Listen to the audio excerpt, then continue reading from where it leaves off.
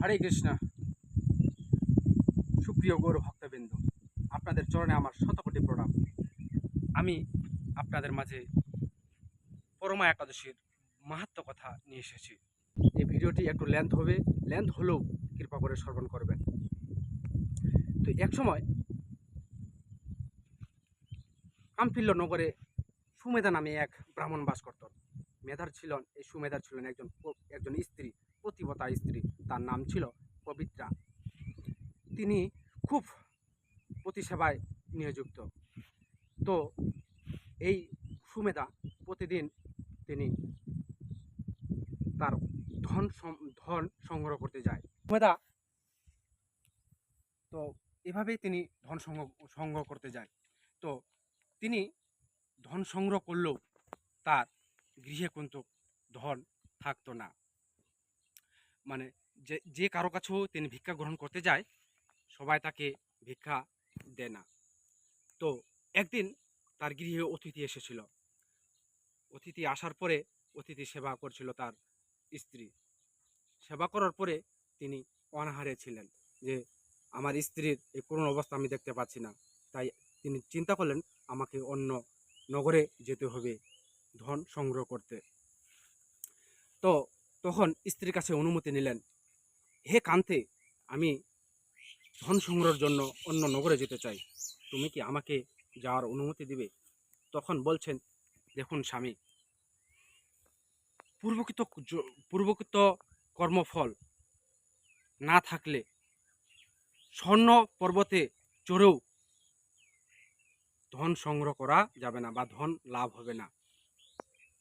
তো এরকম আমাদের জীবনে পূর্বকৃত কর্মফল ভালো ছিল না। আমরা কাউকেও, আপনি বা আমি, কাউকে আমরা দান করিনি, সৎ পাত্রে দান করিনি। তো এইভাবেই চলছিল তার সংসার। একদিন হঠাৎ করে তার গৃহে কণ্ডন্য ঋষি আসেন। কণ্ডন্য ঋষির কাছে সম্পূর্ণ কথা ব্যক্ত করলেন তার স্ত্রী।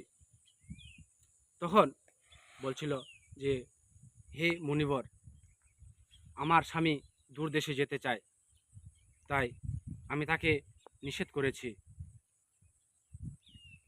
পতি ছাড়া স্ত্রী মানুষের কাছে খুব লজ্জাহীন, অনেক কথা শুনতে হয়।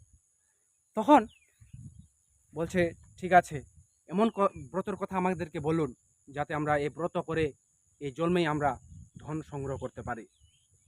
তখন বলছে, পুরুষোত্তম মাসের পরমা একাদশী পালন করুন। খুব যত্ন সহকারে পালন করার ফলে তোমাদের ধন ধন হবে এবং গৃহে সুখ শান্তি ফিরে আসবে। তখন খুব সুন্দর করে প্রাতে স্নান করে ভগবানের বিগ্রহ পূজা করে সেবা করে তারা ভগবানের কী করলেন, পরমা একাদশী পালন করলেন খুব ভক্তি ভরে যত্ন সহকারে। একদিন তার গৃহে হঠাৎ করে একজন রাজপুত্র চলে আসলেন। রাজপুত্র আসার কারণে তাদেরকে ধন দান করলেন, সম্পত্তি দান করলেন। এতে তারা খুব সুখী হলেন, গৃহে সুখ শান্তি ফিরে আসলেন। তো এরূপ আমরা যদি একাদশী করি, তাহলে আমাদের গৃহে কখনো অভাব থাকবে না। যেরকম সুমেধার গৃহে আর অভাব রইল না এই পরমা একাদশী পালন করার কারণে। তো একাদশী করুন। একাদশী করলে আপনার আমার ইহজগতের এবং পরজগতের দুই জগতেই মঙ্গল হবে। তাই ভিডিওটি আর বেশি লেন্থ করছি না, এখানেই আমার ভিডিওটি বিশ্রাম করছি। যদি ভালো লাগে তাহলে শেয়ারের মাধ্যমে অন্যকে দেখার সুযোগ করে দেবেন। হরে কৃষ্ণ। হরে